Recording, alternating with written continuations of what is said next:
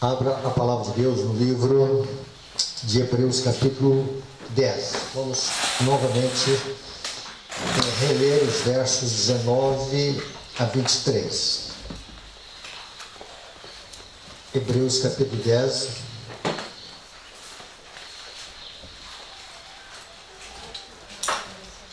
No verso 19 em diante. Tendo, pois, irmãos, intrepidez para entrar no Santo dos Santos, pelo sangue de Jesus, pelo novo e vivo caminho que nos consagrou pelo véu, isto é, pela sua carne, e tendo grande sacerdote sobre a casa de Deus, aproximemo-nos com sincero coração, em plena certeza de fé, tendo o coração purificado de má consciência e lavado o corpo com água pura. Guardemos firme a confissão da esperança, sem vacilar, pois quem fez a promessa é fiel. Observe aqui no verso 19 a expressão: tendo, pois, irmãos, intrepidez para o quê? Então vamos memorizar e vamos grifar essa palavrinha, esse verbo, e é muito significativo aqui: entrar no Santo dos Santos. Depois nós vamos fazer um comentário mais abrangente. Ontem nós vimos só a importância do santuário, agora nós vamos ver por que esta ênfase que o apóstolo Paulo, já que ele é o escritor de Hebreus, ele dá na questão de entrar no santuário. É isso que nós vamos ver aqui nesta manhã. Quando nós olhamos esse texto aqui, ele não pode ser desconectado daquilo que Paulo fala ao longo do livro de Hebreus, principalmente a partir do capítulo 1. Então, quando você pega o livro de Hebreus, isso me ajudou a entender muito a dinâmica do livro de Hebreus. É uma dissertação em torno de um assunto. Parece que tem vários assuntos, quando na realidade é uma ênfase que ele está dando. E esses versos do capítulo 10 a verso 19 até o verso 23, na realidade vamos dizer assim, Paulo está concluindo uma linha de raciocínio que ele vem desenvolvendo ao longo do livro. Não dá aqui para nós fazermos um estudo detalhado do livro de Hebreus, mas dá para nós termos essa manhã aqui uma visão panorâmica do livro de Hebreus. E tendo essa visão panorâmica do livro de Hebreus, nós vamos entender por que Paulo ele está dando esta ênfase de entrar no santuário. E lembrando duas coisas aqui. Primeiro, esse conceito de entrar no santuário era um conceito que não era, vamos dizer assim, algo que estava comum na mente do povo da época de Paulo. Por quê? Porque o conceito que eles haviam aprendido na relação com o santuário era um conceito de que somente o sacerdote podia entrar no santuário e uma vez por ano o sumo sacerdote entrava no Santíssimo. Quando nós olhamos para a nossa vida, também esse conceito ele é um pouco estranho, porque o santuário está numa dimensão celestial e podemos dizer numa distância quilométrica além do nosso entendimento, e nós estamos aqui numa esfera terrena. Então observe que para nós também não é muito fácil nós aceitar essa concepção de que nós precisamos entrar no santuário. Mas nós vamos ver aqui o que Paulo ele vem desenvolvendo. Quando nós olhamos o primeiro capítulo, então vamos começar do primeiro capítulo e vamos começar dos primeiros versos que nós encontramos no livro de Hebreus. Aqui fala no capítulo 1, no verso 3, a primeira coisa que que o escritor de Hebreus, no caso Paulo, ele vem descrevendo aqui acerca da pessoa de Jesus Cristo.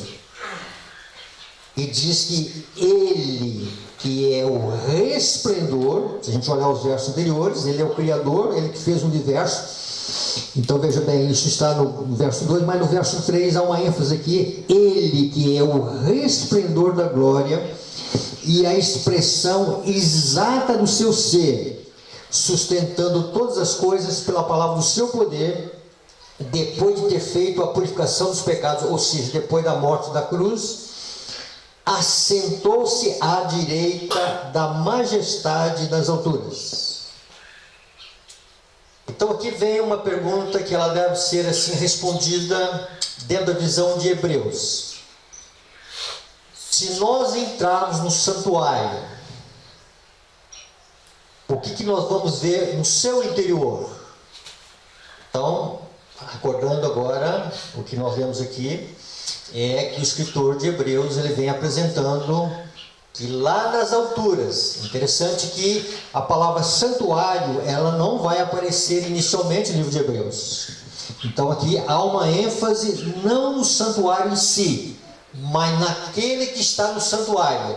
E aquele que está no santuário está dizendo que depois da sua morte, o que acontece? Ele se assenta à direita do Pai. A expressão aqui Pai também não aparece, mas aparece a expressão assentou-se à majestade. E essa expressão majestade nos reporta a ideia de quê? Do Pai. O Pai como rei. Então é uma expressão de rei. Quando nós olhamos aqui Hebreus 1, é uma cena da introdução de Cristo no lugar santo do santuário celestial. Em 3 ocasiões a Bíblia retrata a ascensão de Cristo em direção ao santuário. Aqui nós encontramos Cristo nas alturas, Cristo no santuário celestial, Cristo assentado num trono, e ele está ali assentado à majestade, ou à direita da majestade. Está dizendo que Cristo ele é um com o Pai, ele é a expressão exata de Deus, ele é o resplendor da glória. É outro conceito que nós temos da entronização de Cristo no santuário celestial, é Apocalipse 4 e Apocalipse 5. Interessante que Apocalipse 4 apresenta primeiramente para nós a questão do trono. A primeira coisa que João vê é um trono no santuário. Depois é apresentado alguém está no trono, depois nós vemos 24 anciãos ao redor do trono, nós vemos 4 seres viventes ali, e aí depois do capítulo 5 que entra o Cordeiro, e o Cordeiro ele aparece em pé diante do trono. Então essa é a visão do Apocalipse. Uma outra visão que nós temos da ascensão de Cristo no santuário celestial está no Salmo 24, e aqui que nós queremos ter aqui termos uma visão da entronização de Cristo no santuário celestial. Então, Salmo, no capítulo 24, o Salmo 24, mesma coisa, né? A partir do verso 7. Levantai, ó portas, as vossas cabeças, levantai-vos, ó portais eternos, para que entre o Rei da Glória. Quem é o Rei da Glória? O Senhor forte e poderoso, o Senhor poderoso nas batalhas. Levantai, ó portas, as vossas cabeças, levantai-vos, ó portais eternos, para que entre o Rei da Glória. Quem é este o Rei da Glória? O Senhor dos exércitos, ele é o Rei da Glória. Então este que morreu na cruz, este que está sendo agora introduzido agora no santuário celestial, e aqui nós temos os anjos de Deus, um grupo cantando, outro grupo respondendo, eles estão acentuando quem é Cristo. E aqui no Salmo 24, Cristo é o Rei da Glória. Quando nós encontramos na visão de Hebreus, Cristo, ele está em sua majestade, ele está como rei, já que ele é um com o Pai, ele é a expressão exata do Pai, ele é a expressão exata de Deus, ele é a expressa imagem de Deus, e ele é o resplendor da glória, ele é o rei da glória. Então, se nós entrarmos no santuário celestial, o que nós vamos ver no interior do santuário? O Rei da Glória. Primeiramente o Rei da Glória. Este Rei da Glória, vamos voltar ao livro de Hebreus. E aí vem a descrição agora de Cristo no santuário. Agora vamos para o capítulo 2. Nós não vamos entrar aqui em todos os detalhes do capítulo 1, tá? Há uma cena aqui de adoração. Os anjos vão adorar aquele que morreu, aquele que está sentado à direita do Pai. E agora vamos ao capítulo 2. No capítulo 2 do livro de Hebreus, nós vamos encontrar no verso 11. Nós também não vamos entrar em todos os detalhes, o tempo não dá aqui. No verso 11, aqui diz: pois tanto o que santifica, como os que são santificados, todos vêm de um só. Por isso que ele não se envergonha de lhes chamar irmãos, dizendo: a meus irmãos declararei o teu nome, cantar-te-ei louvores no meio da congregação. Então, a primeira visão que nós temos no livro de Hebreus é de Cristo em sua majestade.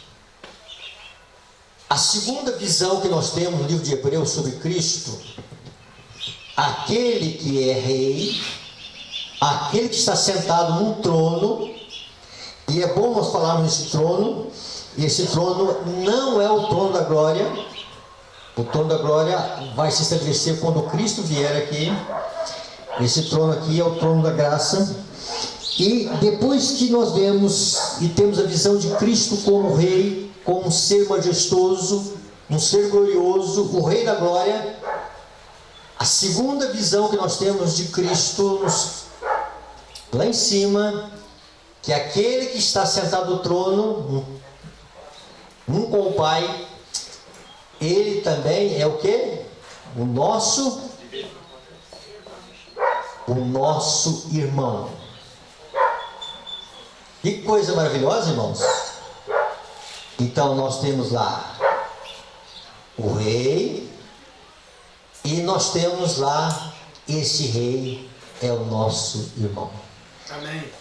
Dentro dessa visão, ainda no verso 17, por isso mesmo convinha que em todas as coisas se tornassem semelhante aos irmãos.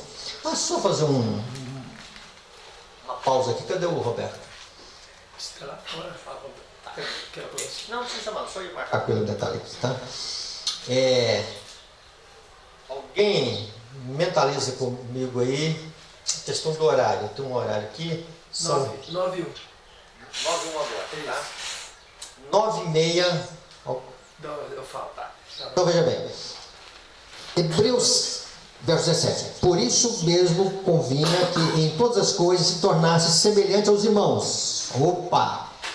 Então está alguém lá que é o nosso irmão, e ele se tornou semelhante aos seus irmãos. Amém.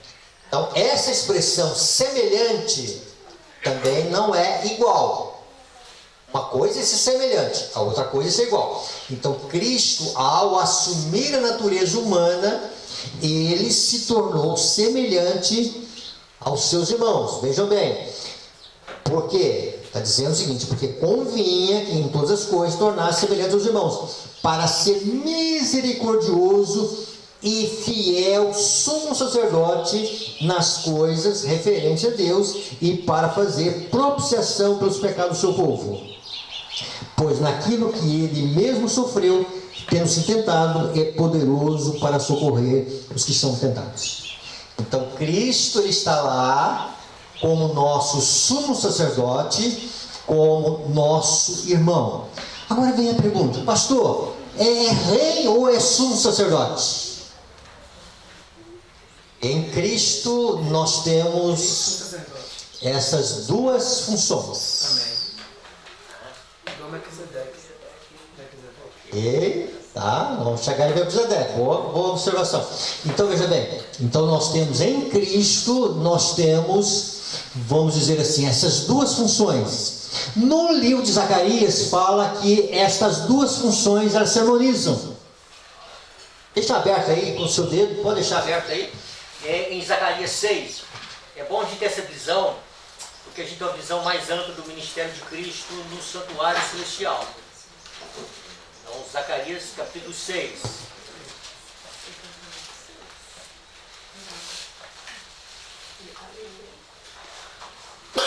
Olha, diz assim no finalzinho do verso 13: que será revestido de glória, assentar-se-ão no seu trono. Isso aqui é uma referência à entrada de Cristo também no santuário celestial. E diz o seguinte: e dominará e será sacerdote no seu trono, e reinará perfeita união em ambos os ofícios. Veja bem, e ele, no início diz o seguinte, verso 13 diz que ele mesmo ficará o tempo do Senhor e será revestido de glória. E também o seguinte: assentar-se-á no seu trono e dominará, e será sacerdote no seu trono, e haverá perfeita união entre ambos os ofícios. Ou seja, entre Cristo Rei e Cristo Sacerdote há uma perfeita harmonia. Amém. Não há discrepância, tá? No entanto, esse ser majestoso que está no santuário celestial, que é o nosso irmão, que veio aqui, se encarnou, subiu para o Pai, ele é o nosso sumo sacerdote. Amém. E há uma expressão que ela é muito interessante no Espírito de Profecia, que diz que Cristo está ali no seu reino intercessório. Ou seja, o que Cristo está ali é atuando como intercessor, como mediador, como sumo sacerdote, para que mais adiante ele venha atuar como o rei de todos nós. Amém. Tá? Vamos abranger essa visão. No capítulo 4 do livro de Hebreus, no verso 14: tendo, pois, a Jesus, o Filho de Deus, como grande sumo sacerdote que penetrou nos céus, conservemos firme a nossa confissão, porque não temos um sacerdote que não possa compadecer das nossas fraquezas. Antes, ele foi tentado em todas as coisas, a nossa semelhança, mas sem pecado.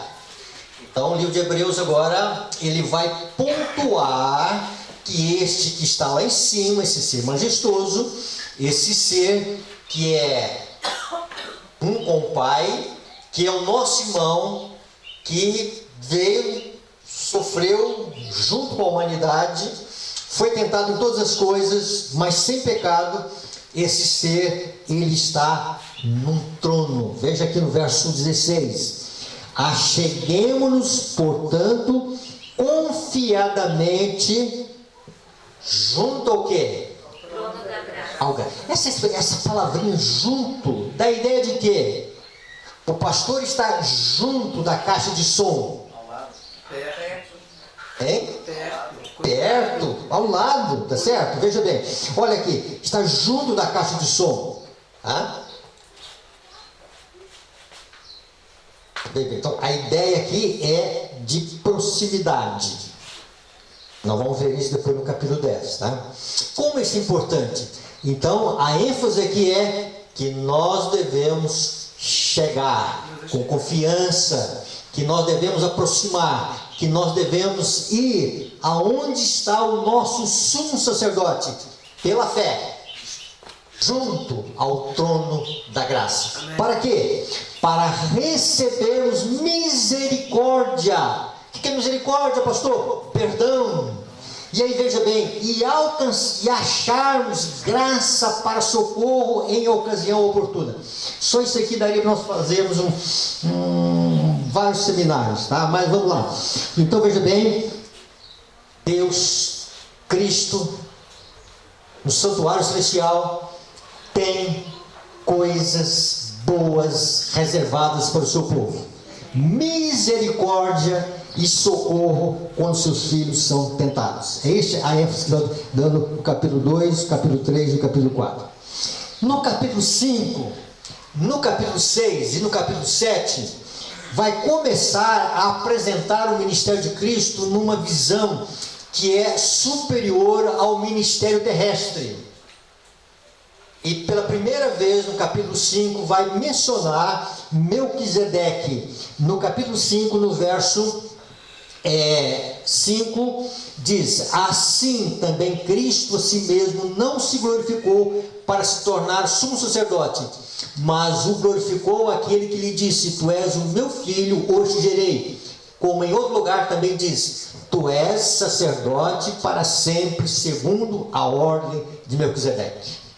Melquisedeque, ele recebe aqui uma ênfase muito especial no livro de Hebreus. Tanto é que no capítulo 5, no capítulo 6 e no capítulo 7 tem uma abrangência muito elevada do que é o ministério de Melquisedeque. Melquisedeque é mencionada, além desses 3 capítulos, ele é mencionado em Gênesis 14 e Salmo 110.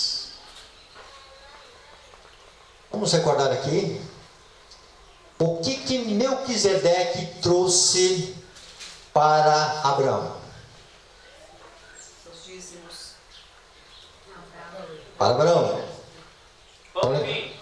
pão e vinho. Esses 2 alimentos não são os alimentos da nova aliança? Sim. Olha, Sangue e o corpo de Cristo. o corpo e o sangue. O pão, comei o meu pão, bebei o cálice, é o Melquisedeque. Então, comece a entender Melquisedeque numa abrangência bem maior. No capítulo 6, então veja bem, no capítulo 5 ainda, no verso 10 vai dizer que Jesus, ele foi nomeado por Deus sumo sacerdote. Então veja bem, segundo a ordem de Melquisedeque. No capítulo 6, Jesus, ele é apresentado no verso 20, onde Jesus, como precursor, entrou por nós, tendo se tornado sumo sacerdote para sempre, segundo a ordem de Melquisedeque. Então, ao longo do livro de Hebreus, tá, vai se apresentar um contraste entre aquilo que acontece no santuário celestial e também aquilo que acontece no santuário terrestre. E Paulo vem apresentando a superioridade de Cristo. Ele vai apresentando que Cristo está no nível superior daquilo que acontecia aqui na terra. Também vai apresentando a questão dos sacrifícios, o sacrifício de Cristo superior, e vai apresentando o ministério de Melquisedeque. E no capítulo 7, Melquisedeque, ele tem um destaque especial. Veja bem, capítulo 7, porque esse Melquisedeque, rei de quê? Salém. Quando você vai a Gênesis 14 e ao Salmo 110, Melquisedeque lá é quem? Rei de Salém. Além de ser rei de Salém, o que ele é? Sacerdote do Deus Altíssimo. Então veja bem, Melquisedeque é rei e ele é sacerdote. Amém? Então olha, e ele é rei de Salém. Dentro dessa visão, diz que O verso 2. Para mim o verso 2 aqui ele é bem enfático. Olha bem. O qual também Abraão separou o dízimo de tudo. Agora lá. Melquisedeque, primeiramente se interpreta o quê? Rei de justiça. Olha que expressão, né? Rei de justiça.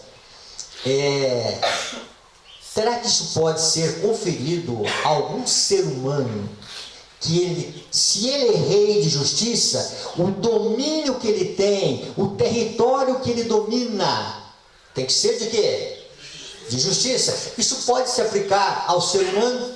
Não. Ah? Lá no livro de Romanos diz que Deus olha aqui para a terra e ele não vê o quê? Um justo sequer. Agora, imagine alguém se dizer rei de justiça. Às vezes no comércio, a gente tem algumas expressões, né? Rei das tintas, rei do parafuso, rei não sei de quê. Então vamos lá, vamos mentalizar com o comércio. Comércio de parafuso. A gente procura um parafuso, às vezes uma coisinha pequena, nem todo comércio tem, aqui é um parafuso específico. Aí você encontra um estabelecimento rei do parafuso. Você espera o quê? Que tudo ali seja parafuso, mesmo que não haja o parafuso que você quer, o dono do estabelecimento vai dizer, olha, eu entendo de parafuso.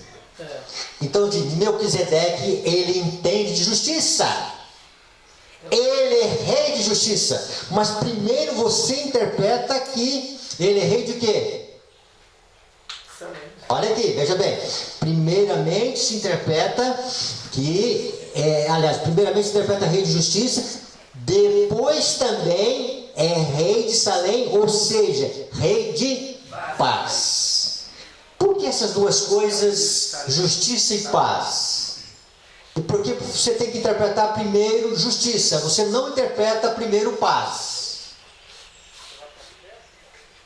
Porque a paz é fruto de justiça. É a consequência da justiça. Então é o seguinte: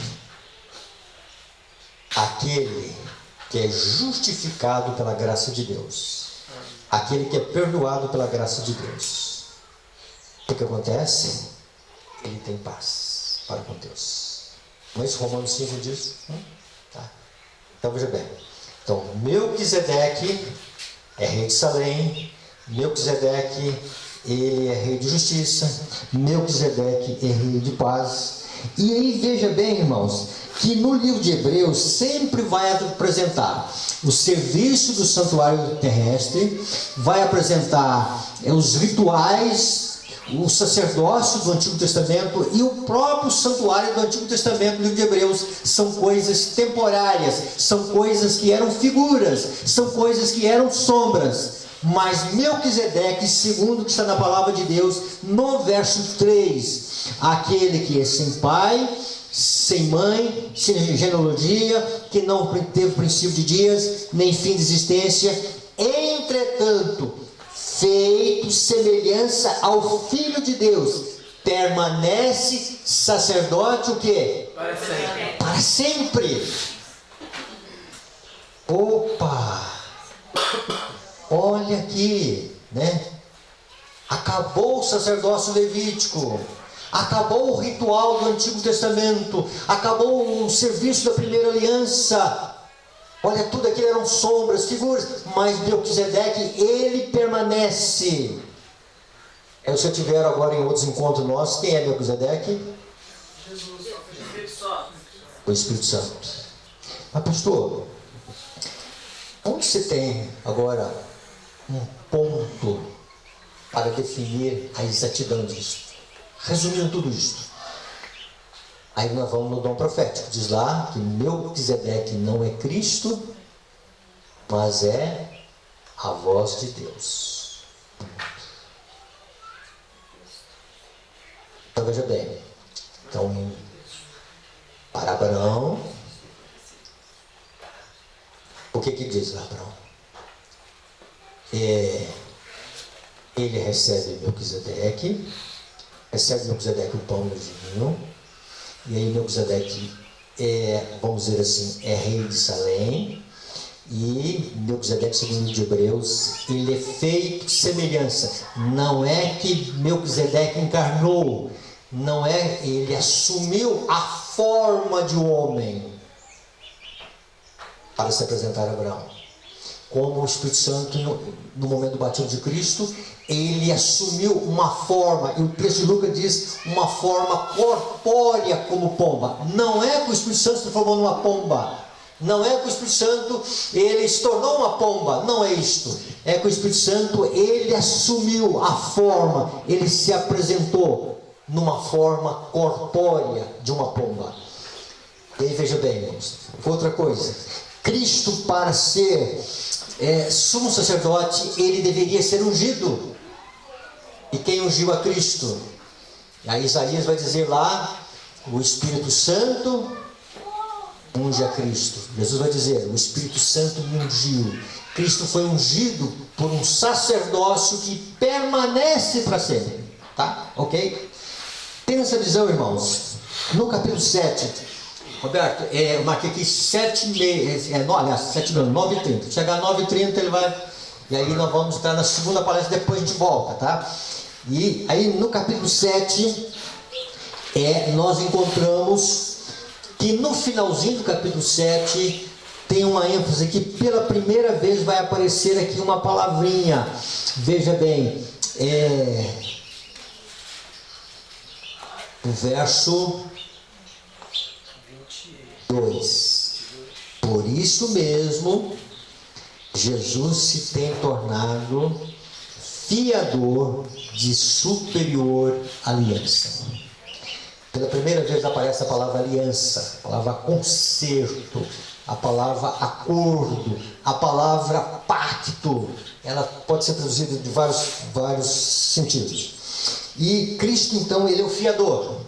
No capítulo 8 do livro de Hebreus, no verso 1, diz o seguinte: ora, o essencial das coisas que temos dito é que possuímos tal sumo sacerdote que se assentou à destra do trono da majestade no céu.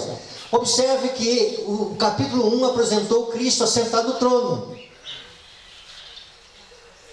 Não usa a palavra trono, só, capítulo 1, só que ele assentou-se. E depois nós vemos que o trono aparece. No capítulo 8, vem fazendo uma síntese, um resumo, uma conclusão, dizendo o seguinte: olha, o essencial de tudo que se falou no livro de Hebreus, do capítulo 1 até o capítulo 7, aquilo que não pode fugir da nossa memória, é que nós possuímos um sumo sacerdote que se assentou à destra, à direita do trono da majestade nos céus. Olha o sentido aqui de rei, de majestade, e o sentido de sacerdócio. Mas a ênfase aqui é no sacerdócio, no ministério sacerdotal de Cristo, como sumo sacerdote. E diz aqui que ele está ali como ministro do santuário e do verdadeiro tabernáculo o Senhor erigiu, não o homem. Então, pela primeira vez aparece a palavra santuário. Essa palavra santuário, ela significa literalmente, no contexto do livro de Hebreus, lugares santos. Lugares. Então, a ênfase é isso, tá? Pode ser o santo e pode ser o santíssimo. Por que é bom a gente ter esse entendimento? Porque no mundo religioso aí, para combater o santuário ou o juízo investigativo, eles usam de uma má fé essa palavra santuário, e aí fazem traduções equivocadas, fazem uma análise equivocada do que é o santuário, do que é o conceito do santuário celestial, e aí querem dizer que Cristo já entrou diretamente no Santíssimo após a sua ascensão. Outro assunto também. Ok. Tem essa visão que Cristo é o sumo sacerdote, está à direita do Pai, é aquele que é o nosso irmão, é aquele que é o nosso sumo sacerdote. No capítulo 8 ainda, vem dizendo por que ele tem um ministério superior. Verso 6. Ora, com efeito obteve Jesus ministério tanto mais excelente, quanto ele também é mediador de superior aliança, instruída com base em superiores promessas. Então, no capítulo 7, ele é o fiador da aliança.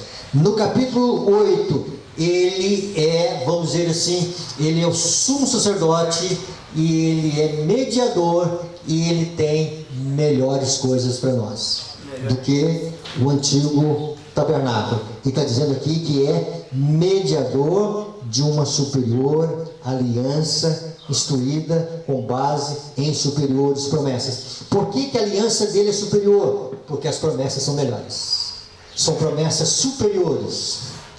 Essa aliança, esse pacto, é chamado no livro de Hebreus, no capítulo 13, verso 20, de um pacto eterno, de uma aliança eterna. E já falamos isso em alguns outros encontros. Uma aliança que foi estabelecida antes da fundação do mundo, antes da queda do homem.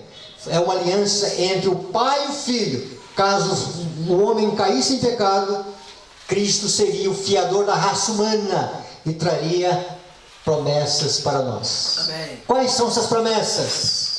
Quais são as superiores promessas? E aí vejam bem, no verso 9, e de fato, repreendendo-os diz: eis aí vem dias do Senhor, e firmarei nova aliança. É a aliança eterna. Por que ela é chamada nova? Porque a cruz ratificou aquilo que foi estabelecido na eternidade entre o Pai e o Filho, e que se tornou necessário com a queda do homem, e foi ratificado na cruz. A cruz, ela é para nós a garantia de que as promessas de Deus serão cumpridas em nós. O sacrifício de Cristo na cruz, quando Jesus ele morre na cruz, ou momentos antes de ele morrer, ele vai dizer o seguinte: Pai, nas tuas mãos entrego o meu espírito.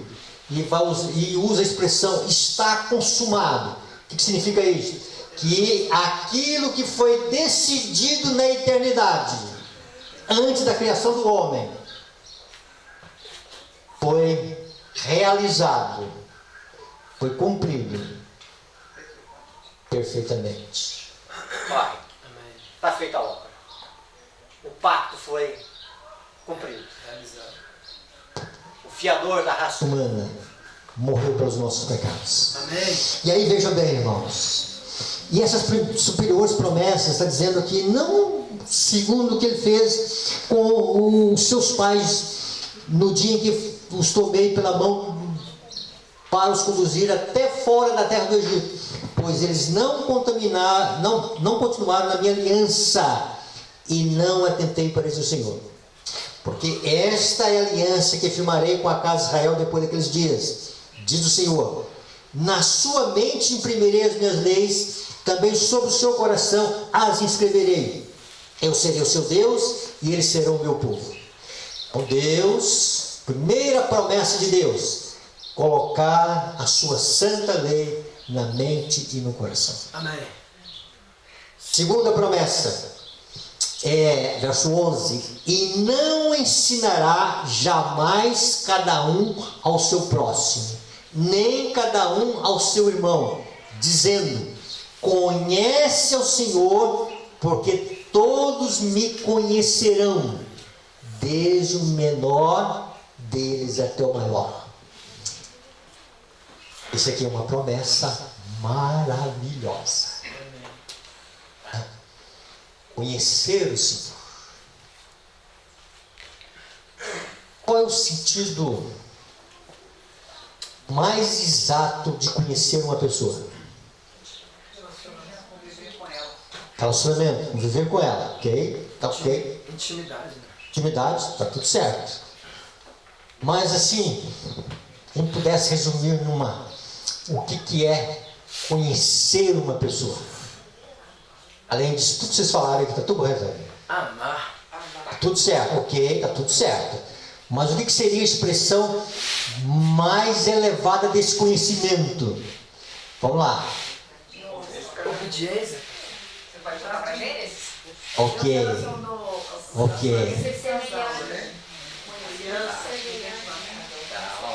Guarde essa perguntinha. Não vou responder. Isso aqui, irmãos, é uma promessa que ela vai se cumprir com a última promessa. Preste bem. São 3 promessas na nova aliança. A lei de Deus ser imprimida na mente e no coração. Segundo, que Deus será conhecido dos seus filhos. Tá? Será que esse conhecimento aqui é um conhecimento superficial? Será que esse conhecimento aqui é um conhecimento assim vago? Será que esse conhecimento aqui é um conhecimento assim? O que seria conhecer dentro dessa visão de Hebreus a Deus? Há várias maneiras de conhecer a Deus. Vamos trabalhar um pouquinho disso aqui nesse final de semana, tá? Então, veja bem, esta promessa, ela está intimamente relacionada com a última promessa. Veja bem, verso 12: pois para com as suas iniquidades gozarei de quê? Misericórdia, e dos seus pecados jamais me lembrarei. Então tem 2 coisas aqui, tá? Então veja bem, 2 coisas. Deus vai usar de misericórdia com os nossos pecados, tá? Com a iniquidade. Essa palavra iniquidade no Antigo Testamento nos ajuda a entender algumas coisas, tá? A iniquidade pode ser a culpa do pecado, e ela pode ser o teor do pecado. Então, quando fala que Cristo, ele carrega sobre si as nossas iniquidades, quer dizer que Cristo, ele carrega sobre si a culpa dos nossos pecados. E aí, veja bem, quando nós praticamos a iniquidade, nós praticamos aquilo que tem de ruim no pecado. O que tem de ruim no pecado? A maldade. E a maldade, ela é expressa no ponto mais elevado, quando a morte do Filho de Deus acontece por causa das nossas iniquidades. Deus odeia o pecado. Deus não tolera o pecado. Pecado é um elemento de desorganizador no universo. Ok? Então aqui vamos ver se a gente conclui aqui em 5 minutos, máximo 10, e a gente vai vamos ter uma segunda palestra agora, e a gente volta depois, tá? 5 minutos. 5 minutos. Tá, ok. Dentro dessa visão que nós temos aqui, aí tem as promessas de Deus. Quando é que se cumpre? Quando é que se cumpre a promessa de Deus escrever a sua lei na mente e no coração? Então vamos lá. Quando alguém aceita Cristo pela fé, quando alguém é justificado pela fé, o Espírito Santo entra em nossa mente e em nosso coração, e ele produz uma transformação do coração. Essa transformação do coração, esta renovação do coração, essa mudança que se faz, essa regeneração, o Espírito Santo introduz o amor de Deus na nossa vida. E o amor de Deus, quando ele é introduzido em nossa vida, se cumpre a promessa do novo concerto, da nova aliança. Então é alguma coisa que Deus cumpre em nossa vida. Quando se fala que Deus perdoar os nossos pecados e jamais lembrar os nossos pecados, aponta para o ministério de Cristo no santuário. Amém. Então Paulo está preparando a nossa mente para nós entendermos por que ele está mandando, por que ele está exortando, por que ele está orientando para que a gente entre no santuário celestial. Pela fé. Porque Deus tem uma promessa que ela vai se cumprir nos nossos dias, numa abrangência maior. Pastor, essa promessa é só para... Não, essa promessa é para todo descendente de Adão.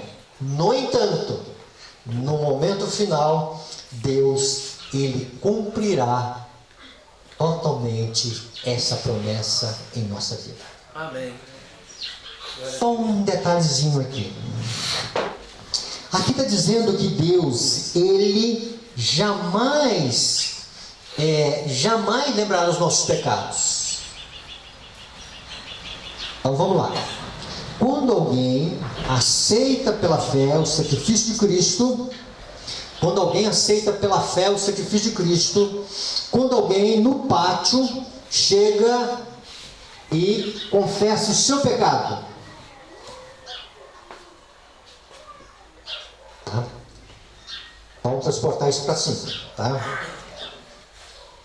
Este grito de misericórdia, esse clamor de misericórdia chega até o trono da graça de Deus. E aí podemos ouvir a expressão como aquele paralítico ouviu de Cristo. E pela fé: Filho, os teus pecados estão perdoados. Mas temos que olhar uma outra coisa aqui.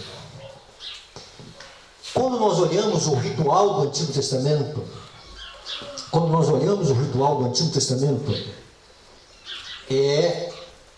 o pecado era confessado, o pecador trazia o animal, confessava sobre o animal, a culpa era transferida simbolicamente para o animal, e depois esse animal era sacrificado, o sacerdote entrava no lugar santo e aspergia sobre o véu que fazia a separação entre o lugar santo e o lugar santíssimo. Isso significava o quê? Houve um substituto para o pecador. Deus fez uma provisão. E o pecador podia voltar para casa se sentindo perdoado? Sim, fui perdoado. E eu estou expressando fé naquele que virá mais tarde, como Cordeiro de Deus, que morrerá na cruz do Calvário pelos meus pecados. E eu estou crendo na provisão de Deus, na oferta de salvação que Deus oferece para mim. Ele podia dormir sossegado? Sim. Mas tinha um detalhe. Como é que Deus iria esquecer o seu pecado se esse pecado estava registrado no santuário? Como é que Deus vai jamais lembrar desse pecado, se esse pecado, a culpa dele foi transferida lá no passado de uma forma simbólica, e para a nossa época, a serva do Senhor vai dizer, os nossos pecados são de fatos, e ela vai dizer ainda, na nova aliança, no novo concerto, que é a mesma coisa, os nossos pecados são de fato transferidos para o santuário. Como é que Deus pode, então, esquecer de uma coisa que foi levada diante da sua presença? Guarde isso aí, depois nós vamos voltar sobre isso. Tá? Deus não é maravilhoso? Aí nós vamos ver como é que Deus vai trabalhar com isso. Como é que é esse esquecimento de Deus, esta amnésia que vai na mente de Deus? Como é que Deus trabalha com isso? Tá? Então vamos lá, depois a gente volta para nós. Vamos orar então. Bondoso Pai, queremos te agradecer, Senhor, pela visão que o Senhor nos dá das tuas promessas, daquilo que o Senhor quer que se cumpra em nossa vida, Senhor. Abençoe os teus filhos aqui, Senhor. Cada coração que veio aqui, e que nós tenhamos de Ti, Senhor, a confirmação de que nós temos um sumo sacerdote, nós temos alguém que compadece nossas fraquezas, nós temos Jesus Cristo, Senhor, como aquele que tem, Senhor, misericórdia, e como aquele que tem, Senhor, salvação a nos ofertar, Senhor. Amém. Guarde-nos, Senhor, sempre. Ajude-nos a entender o teu grande amor. Em Cristo Jesus. Amém. Amém. Muito bem.